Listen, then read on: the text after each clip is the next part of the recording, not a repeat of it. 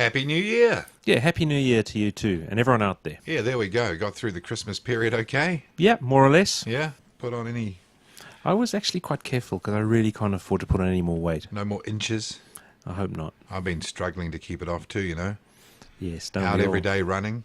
Haven't seen you running. No, not a runner. Not a runner. On the bike? No, actually not for a while. Just some really heavy thinking. That's it. I've been doing a lot of heavy thinking. That exercise you get lifting the pie up to your mouth. It's not easy. It's not At least easy. it's daily. Yeah, regular. Yeah, regular. Nothing like regular exercise. No.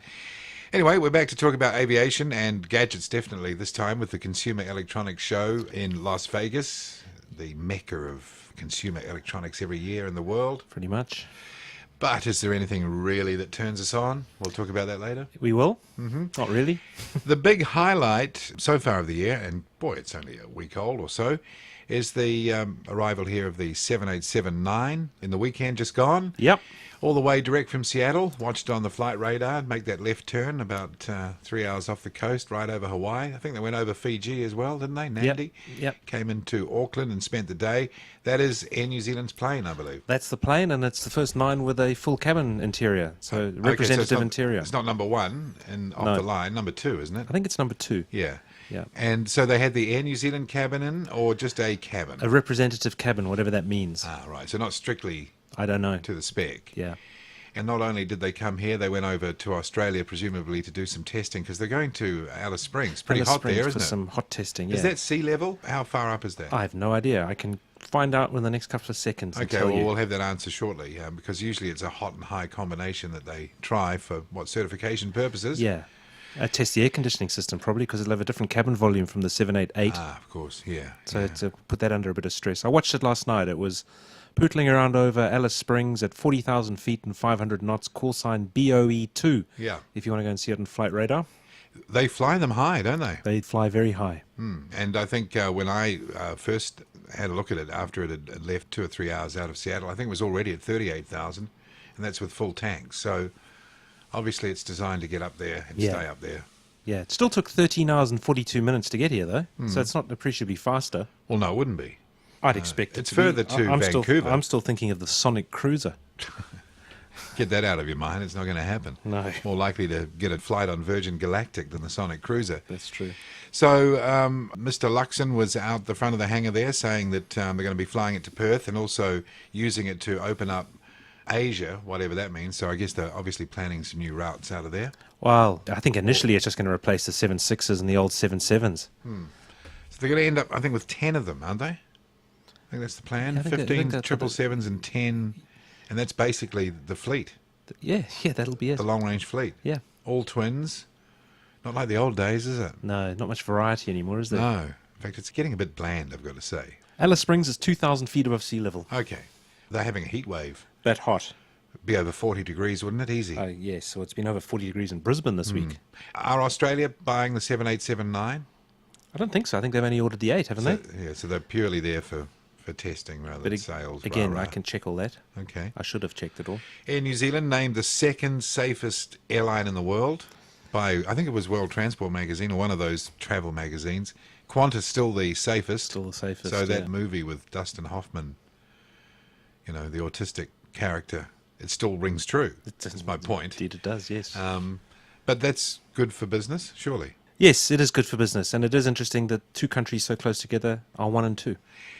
Here's another interesting thing, because we were talking about it last week. A proportion of the Qantas fleet is quite elderly.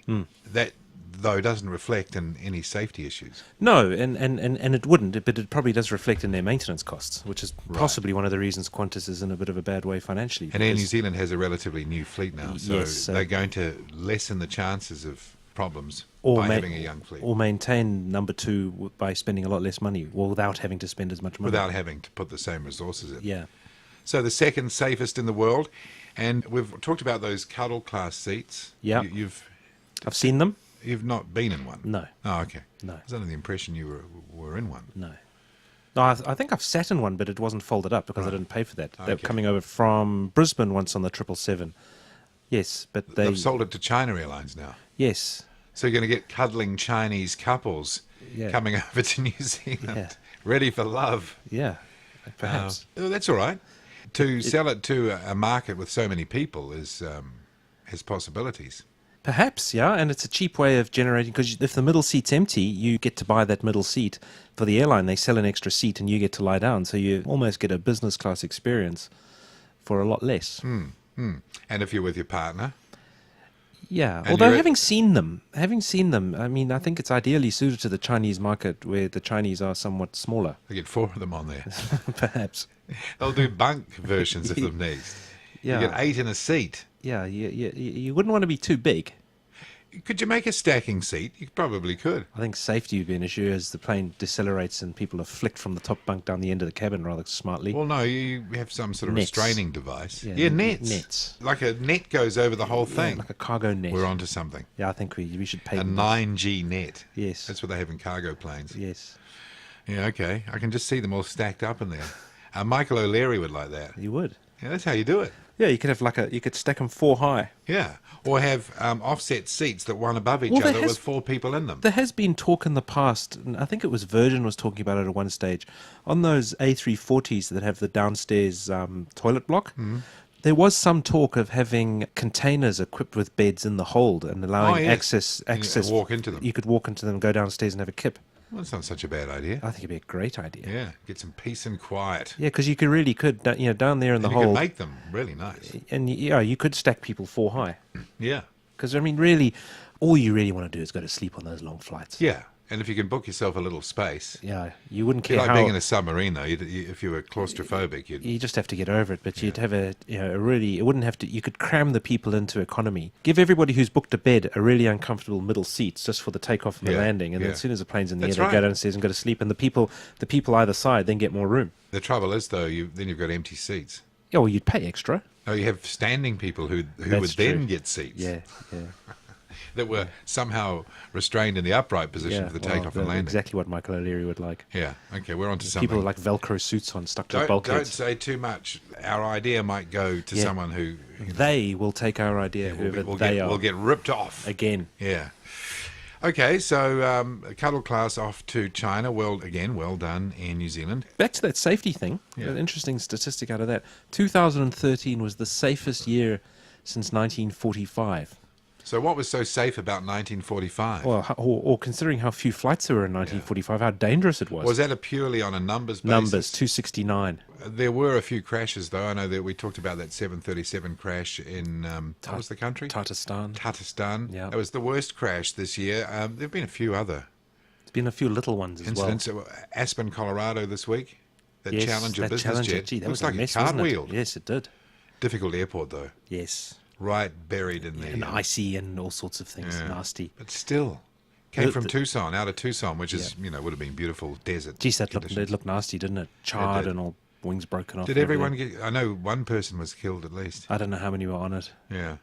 but you wouldn't have expected many to come off Can you because of the imagine fire. that, starting the day off in Tucson. Hey, we're going up to Aspen and the Yeah. Challenger. Next minute you're rolling down the runway Yeah. and Goodbye. yeah. Not too good. Air India. Oh, that was a lucky escape. Incredible pictures online Man. of the wing munched on the A320 Yeah. Air India. Off the runway, hit some trees and What snapped city the was wing that? off. Do we know? Yeah, it happened in Jaipur. Okay, and now it's one of the early models with a twin bogie undercarriage. I Yeah, noticed. especially made for Air India. Yeah, Yeah. instead of having a just. No, made for Indian Airlines. Oh, okay. Didn't Air India take over Indian yes, Airlines? Yes. They're like little wheels. Yes, smaller. 4 smaller main wheels instead of the usual And 2. that was it to spread the load. What I read was to improve braking on runways where the surface wasn't necessarily very well controlled in Right. terms of engineering, structure. I just looked it up. Just over 30 of those delivered with the different wheels. Looks very different, doesn't it, when you see it on the does. tarmac? Did it wing strike on landing? Well, or- another pilot says you got to be careful because not too far off the runway there are a bunch of really large trees, and it looks like he went into the trees. Oh dear. Broke off. Well, it's about a third of the wing. Looks like it's all over for the plane, Yeah, surely. he just snapped it off. It's an old aircraft too. Yeah. But isn't that ironic? Because only last program, 2 weeks ago, we had that BA-74 that put the wing into the building. Gee, I can't believe they couldn't see that. Took a chunk out of the building as Well, well. the building's a write-off, isn't Yeah. it? Got to be. Went straight in, straight Yeah. through it. No one's saying what's going to happen to that aircraft. Oh, it'll be history. You reckon? I reckon. Just throw it away. Then we got that Iceland air ambulance. That's only just come to light. Yeah. Actually happened a while back, I noticed. But the footage has come to light, and you mentioned last program, one of the standout pieces of technology for 2013 with those dashboard cameras. Yeah. It was caught on a dashboard cam Of a drag car. of a 'Cause drag it's a car. drag strip. It's a King Air, right? Yeah. In some sort of turnover in airport. Just smashes into the ground at full rate of knots and perfectly framed. All the action captured perfectly by this camera. And the co-pilot survives. Apparently he survived, although there are conflicting reports, but majority of reports do say that the co-pilot survived. The pilot was a member of the drag racing That's club right. He or was had showing something off to was do the with it. implication, wasn't it? And the co-pilot had apparently been warning him not to fly so dangerously, but you just see the King Air comes from behind the drag car with the camera, doing a sort of knife edge pass, absolutely flat out, and then just slides into the runway. The left wing just Whammo. impacts the runway, and Yeah. see you later. At least 150 knots, eh? It's just Oh, horrible. it's really fast. Yeah. Yeah, he just fell out of the sky. Similar to that B-52 accident where he does that, Yeah. just takes it over too Wing far and it over, just yeah, slides in. Yeah. And no altitude to recover. Yeah. All right, so there's been a few events, but in terms of safety and loss of life, it's been the best year since 45, is what you're saying. Yep, so they say. Not bad, eh? No, And it can only get safer. one would expect so, yeah. You would expect You'd 2014 to be safer than Even safer. even safer. An update on the Jetstar orders. No, they haven't ordered the 787-900. They've got 14 800s on order. I wonder if they'll change the orders though. Their first 800 is flying limited routes now in Australia. Jet Connect. No, Jetstar in Australia. Oh, sorry, yeah. Jet Connect's the operator here that operates the Jetstar planes. There you go. And speaking Yeah. of which, Jetstar have come out and announced their performance for the last year. It looks like things are going up for them slowly. Well, Trans-Tasman traffic's down, although Trans-Tasman's growing, but domestic is up 2%. Right. And they still seem to be returning an awful lot of money back to the Qantas parents. So So they're doing okay. they're doing fine, actually. Yeah, see, Air New Zealand's up just over 2% on the Tasman in the last year. 3.1 million passengers in the last year across the Tasman on Air New Zealand. I think it was 3.1. So they're flying Over 3 million anyway. They're flying 75% of the population every year over to Australia and back. And that's in the face of competition with, Jetstar, Emirates, Emirates and all that. those guys, so, yeah. not bad. Not doing too badly. Yeah, okay. Yeah. What else is new? MSN02. It's the Airbus A350-900 with the second serial number, but it's the third to fly, which I Right. always find quite So, confusing. what is the second serial number, or the first one was the static airframe, is it? It doesn't fly. No, MSN1 flew, Yeah. then MSN3 flew, Yeah. now MSN2's flying. Oh, okay. Yeah. So they don't do static frames anymore. No, they have a thing called the Iron Bird, Yeah. which is like scaffolding with all the Controls and thing, with all the actuators on it, but no. But don't they bend the wings up and snap them? They usually? do the wings separately. So they build a wing box with the wings and they break them, but they're not attached to anything Ah, okay. apart from to the wing box. All right. Yeah. That got rolled out last week, looking rather nice. They've given the sort of rear third of the plane, they've painted it up or decaled it up to look like carbon fiber tape. Yeah, it looks amazing. Looks actually. really nice. It's quite yeah. an interesting effect. And that's off to South America this month, possibly, Oh, okay. to do high altitude testing in Bolivia or wherever it is La they do it. Paz. La Paz. It's over 10,000 feet high. Yeah, it must be crazy, eh? Yeah. Good fun, though, for the people. Yeah, I guess. I like those crosswind tests they do, usually in Iceland. There's a Yeah, particular airport- isn't it Keflavik or something? something like that. And, Yeah, you anyway. know, and they're coming like 90 degrees. Yeah, it's amazing. Yeah. Yeah. You can sort of rely on it. You can rely on the bad weather. Hey, come down here. Mind you, we're straight up the runway here. It's not what you want. Quite a significant anniversary in the last week or so. 100 years since the first commercial flight. I think from St. Petersburg across the bay to Tampa in Florida. It was a flying boat. And the guy paid $400. And probably a sort of 25% chance of ending up in the drink. Well, that's right. Got off the plane covered in castor oil. Now, now I believe 58 million people are employed in the business globally, and there are over 1 million people in the air every day. Wow. Not bad, eh? It's not bad. Yeah. And last year, only 269 of them had a problem. All in flying boats. No. Not anymore. Imagine flying boats trundling up and down the bay all the time. Well, Howard Hughes thought it was going to end up that way for a while. Imagine how often Wellington Airport would be closed. They used to land and take off in Evans Bay in Wellington. There'd be no driftwood allowed. Imagine copping a log on the way Yeah, out. yeah. There is a story, I don't know if it's true, and maybe if any of our listeners know, they can tell us. But there was a story way back in, I think, the late 40s. Might have been one of those Empire flying boats, before the Sunderland class ones came in. I think an engine had gone bung. They decided to take off on 3 engines flight to Auckland Mechanics Bay, where the base was, and fix it. And it took them from just north of Soames Island almost to the harbour entrance to get airborne. Wow. Something like 12 kilometres or something. Nail-biting stuff. To get off on the step and then up. Yeah. I believe that's a true story, though I can't find it. Because if the water's even a little bit choppy, it made it much more difficult to get up on the step, didn't it? Because it would break the surface and they'd pitch back in and then get up again and pitch in. And those aircraft really struggled on anything except full engine power, you know. Yeah, marginal. All engines available. And one of the reasons was, it turns out that, and I just assumed that flying boats would be lighter, but of course they weren't, because the whole underside of the fuselage had to be quite heavily strengthened. Like a ship, like a boat. Yeah. And so it turns out undercarriage and all the associated systems was actually much lighter, and it was a no-brainer. Land planes were just so much more efficient. Yeah. And you imagine also the wear and tear on those things. You know, even on a moderate day, you've got sea spray going right over the engines, over the wings, over everything. It's so corrosive. And then you've got to go fly for 9 hours and then do it all again. Yeah. So it must have been a huge And you had bilge pumps and all sorts of stuff, Yeah. water slopping around down there. Yeah. All while they were eating roast lamb. Yes, roast and lamb. roast spuds up on the top deck. They're trying to look relaxed. When you look at the old black and white photos and it looks so nice. You know how loud it must have been in there and how cramped. I've been on the Solent yeah? at Motad. You know, it's in the hangar there, and I went up to the top floor, and it's tiny. Yeah. It's like being in a doll's house. Yeah. Yet everything's configured to try and make you think you're in a luxury hotel or something. You know, literally they're roasting the meat right in front of everyone. Yeah. You know, because there's no room. In South Africa, there was a Catalina base on the sort of northeast coast of South Africa, just below Mozambique. They used to fly to Ceylon. They used to do these Indian Ocean patrols across to Ceylon. And apparently, if I'm not wrong, they used to meet up with a wartime-operated Qantas flight in Ceylon and send the mail back to Australia. Also, they were also operating Catalinas. Yeah, that's right. There was a 23-hour flight or something. Yeah. But those Catalinas weren't very fast. And so, you know, going from South Africa across to Ceylon took 14 to 16 hours. And the pilots would be sitting there 6 foot below the tips of these propellers that were thundering away, and the engineer sat up in the pylon that held the wing on. Oh, yeah. Apparently they'd get off, they'd all be deaf.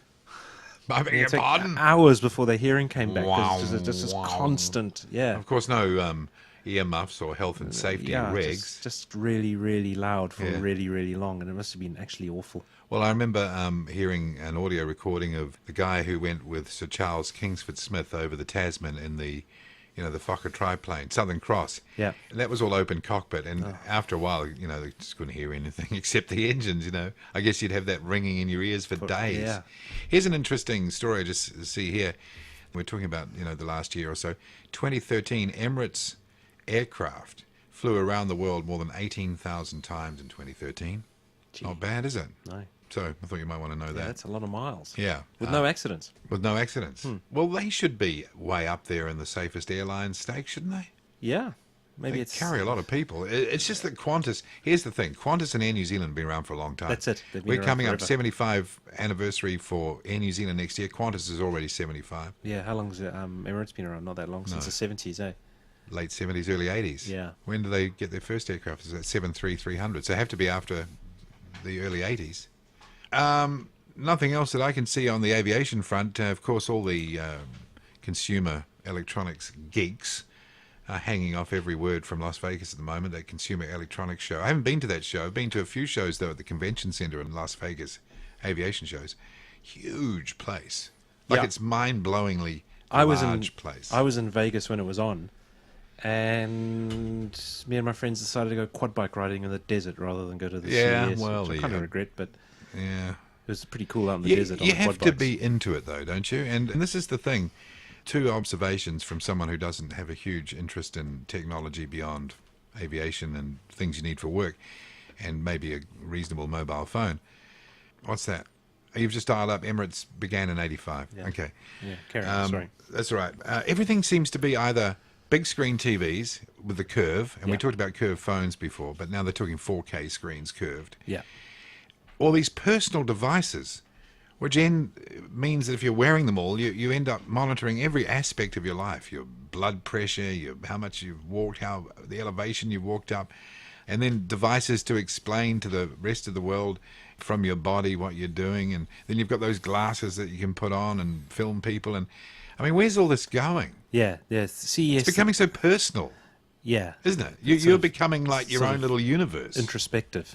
I don't know if that's a very healthy thing. Well, yeah. Well, CES. This year at CES is three things. Two of them probably innovative. So there's the whole 3D printing craze. There's the wearable computing, which the innovation there might not be so much in wearable computers, which will no doubt become important, but the sensors that they incorporate, because those sensors might go on to help us with a whole lot of other things. Yeah, I can understand that. Yeah, so it's a way of demonstrating technology. Whether or not we all end up wearing them, I'm not sure. But the pitch is, and you can see, there's an encouragement all the time of driving this whole personal sort of feedback loop system. Yeah. Of where you monitor yourself and then you talk about yourself. You know? Yeah. Now, are people going to buy that? I really don't know, but the technology behind that will be really useful in all sorts of other things. Yeah. So that's two of them. So it's printing, wearable computing, which is a bit of a fad at the moment, and then of course TVs. And this is typical. This is being driven by the big Asian companies, who I think are bereft of ideas, and all they're trying to do is try and make another TV. What ideas are there? Once you've got something to sit down in front of and watch, interactive is already there with online. I mean, what's left? Well, my point is that those big Asian companies aren't going to come up with anything new, because they generally don't. They come up with new ways of doing the same thing, and it'll be the people who are now developing the 3D printers, the people who are developing the technology behind wearable computing. That'll take a while to get over to Asia. They'll incorporate it into, hopefully not another TV, but then we'll start getting you'll start new wearing stuff out a of TV. Yeah, well, You'll have unfortunately, clothing that is essentially a TV that you project any colour onto. yeah, it's like Samsung's .com's light vest. Also at CES, there's these guys coming up with tattoo circuits. So you can have a tattoo that can actually do something. It might have a display in it, or it might have...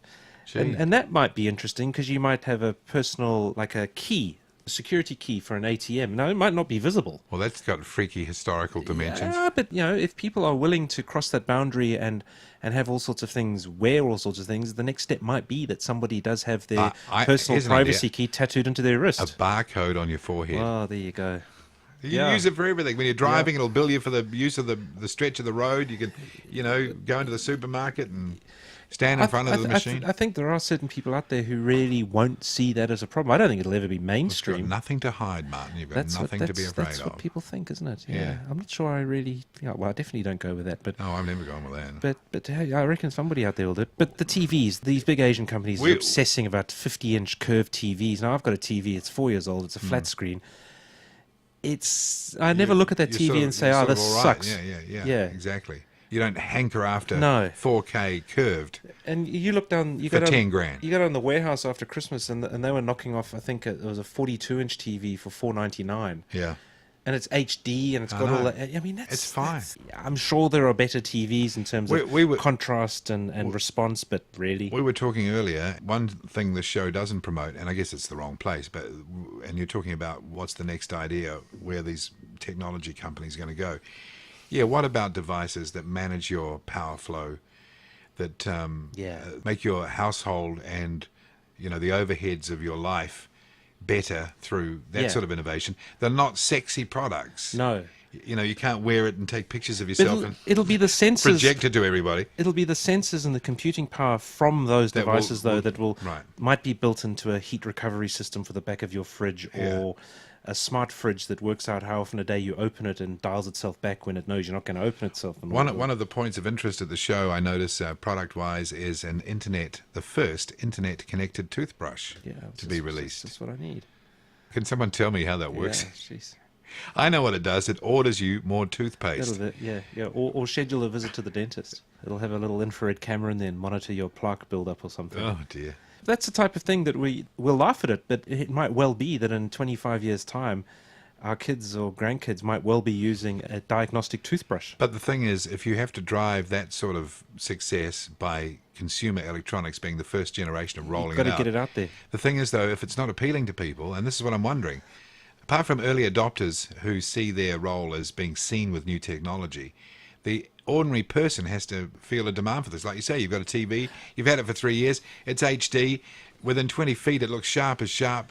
Well, I think a Am lot I of this, driven to get a new one? some of these products, I'm pretty sure their only time in the sun will be an announcement at the Consumer Electronics Show. Right. They develop something to get it announced, to get it out there, and then they start looking for the real business, which might be... So that's a lost leader, just for promotion. Potentially, yeah. You know, their real market might be intelligent skylights that can use the same processor or something. I saw a piece on TV taken from a report in 1989 into this same show. And you know what the big thing was back in, I think it was either 85 or 89, one of the two, but anyway, in the 80s. And the big thing was hi-fi video on VHS tapes, Yeah. you know, going to hi-fi stereo. Yeah. And I think video enhancers Okay. that you could plug between the video. Yeah, to sharpen up the picture a Yeah, to bit. sharpen up the picture. And that was the big thing. Oh, and on-screen controls via the remote where you could tune it and, you know, you had these sort of primitive, chunky sort of graphics coming up and with a blue screen behind it. That was the big thing back then. That wasn't that long ago. Oh, it wasn't that long ago. I remember when our main remote control, which was my sister, she basically didn't want to do it anymore, and we got a cabled remote control. We had a Sony Trinitron TV in a wooden cabinet, and With the opening doors? No, it actually didn't have open doors. It wasn't a separate cabinet. The TV was wooden. That was a strange interface between electronics and carpentry, wasn't it? The way they used to funny. do those cabinets. And it was a pretty cool TV, Trinitron. Yeah. So it was I only used to curved have a in Trinitron, one yeah, direction. yeah. And we got this cabled remote that just did volume and channel. Yeah. But it had a sort of a 15-foot. It was like headphone wire. Yeah. Yeah. Breakthrough. Wow, we thought that was well good. Okay, so that's the Consumer Electronics Show, just run in Las Vegas over this past week or so at the Las Vegas Convention Center. One thing I really remember about that convention center was I went to the NBAA show, National Business Aviation Association. Basically, they represent the people who buy and own corporate jets. Yeah. And they towed one of those Fairchild jetliners, little jetliners, up the strip Okay. in Las Vegas at 7 in the morning when there was no traffic around. And put it in the... And they removed some traffic lights and, they towed it up the street with a proper tow truck from the airport. Yeah. I think they towed it from McCarran Field. Yeah, so that's the one next to the city, isn't it? Yeah. And then they took the doors off the convention center and they were able to back it in, and it was actually in the Cool. display, and it was in VIP config. Oh, nice. Beautiful. You know the one I mean? Yeah. Based on the Dornier. Yeah, the Dornier 328 jet. Yeah. I think they're about 50 or 60 seater in airline service. There's one based at what's that little airport? Not the main airport in Melbourne. The Essendon. Essendon. There's one based there. Yeah, and Wisconsin Air out of Milwaukee, they had a whole fleet of them. They're pretty cool, towing them up the street. And they're like bewildered people coming out of casinos at 7 in the morning going, wow, WTF, I think Vegas has fold down poles and all that because they do tow oversized things into the convention center. Maybe that's what they did. Yes, because if you go by the Pyramid Hotel, which runs along the back fence of the airport, there's big gates in that fence. Yeah. So they've obviously planned for that. I've got film of it. I filmed it. Yeah. It was amazing to see it just being towed through the streets. Anyway, that's it for this program. We'll be back again next week. Paul Brennan in Wellington. Martin Noakes in Wellington as well. See you later. Cheers.